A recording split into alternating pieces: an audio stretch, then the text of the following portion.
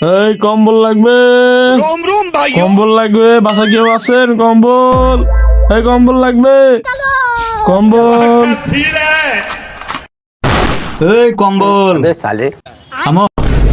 কি ভাই কম্বল লাগবে? ভাই কম্বল লাগবে? হ ভাই কম্বল তো লাগতো।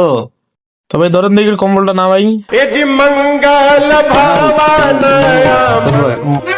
কোনটা কত করে?